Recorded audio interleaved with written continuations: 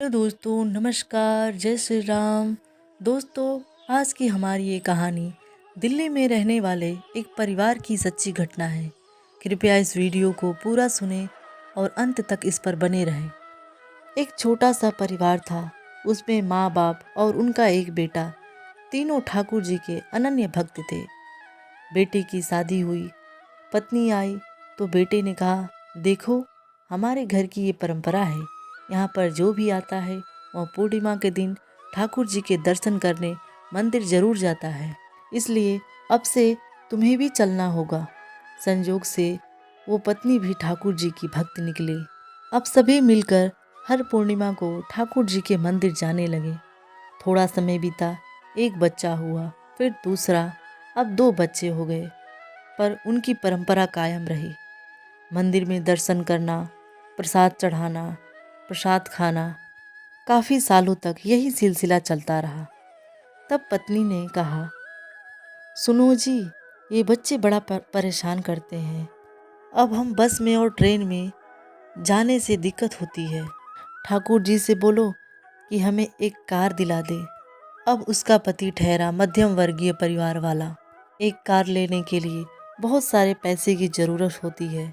बहुत मुश्किल से उसने जो पैसे बचाए थे उससे एक कार खरीदे। दोस्तों, आप तो जानते ही हैं कि हम अपने परिवार में जब भी कुछ नया लाते हैं तो भगवान को ज़रूर चढ़ाते हैं।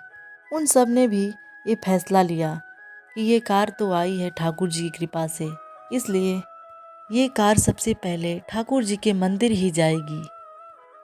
अब पूरा परिवार वृंदावन बाके बिहारी के मंदिर पहुंच गया। समय से पहुंचे, अच्छे से दर्शन हुआ। पुजारी जी ने कहा, जब मंदिर के द्वार बंद हो जाएंगे तो मैं आकर आपकी कार की पूजा कर दूंगा। जब दोपहर को मंदिर का द्वार बंद हो गया तो पंडित जी आकर कार की पूजा करने लगे। कार बहुत ही सुंदर थी। पुजारी जी ने प्रशंसा की कि तुम्हारी कार बहुत सुंदर है, खूब तरक्की दिलाएगी। और पुजारी जी ने चंदन से गाड़ी पर लिख दिया, बाके बिहारी लाल की जय, और कहा कि ये कार तुम्हारे लिए सौभाग्यशाली है।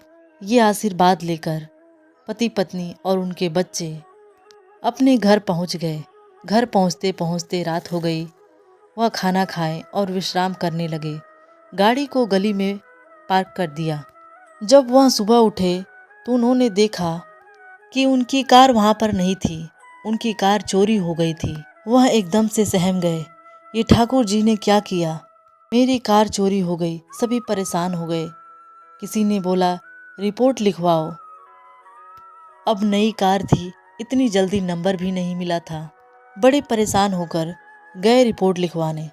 पुलिस को सारा मसला बताया और टूटे मन से वापस आ गए।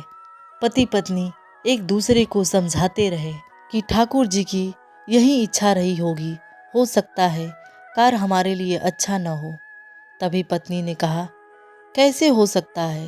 पंडित जी ने तो कहा था कि यह कार हमारे लिए सौभाग्यशाली रहेगी, ठाकुर जी का आशीर्वाद भी बना रहेगा। तो यह कैसा आशीर्वाद मिला हमें? दोनों पति पत्नी जब घर पहुँचे तो बच्चे भी रो रहे थे।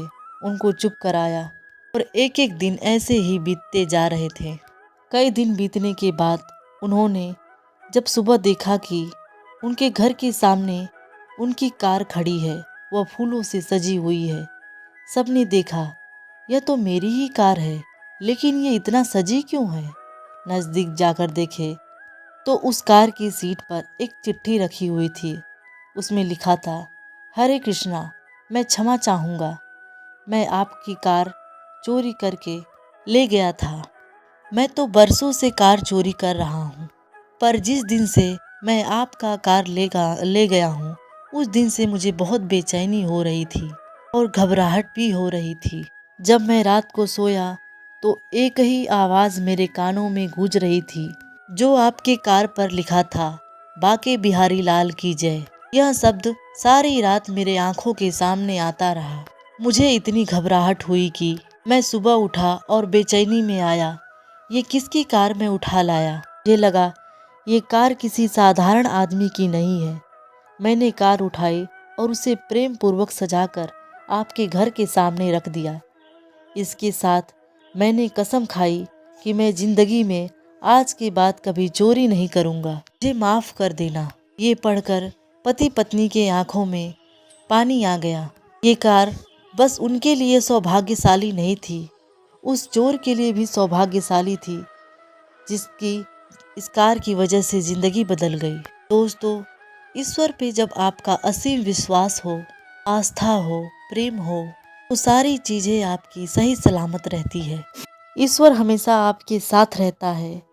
आप जब भी किसी समस्या में फंस जाते हैं तो परेशान न हो, परमात्मा में विश्वास रखें, खुश रहें, मस्त रहें और स्वस्थ रहें। जो प्राप्त है पर्याप्त है। जय श्री राम।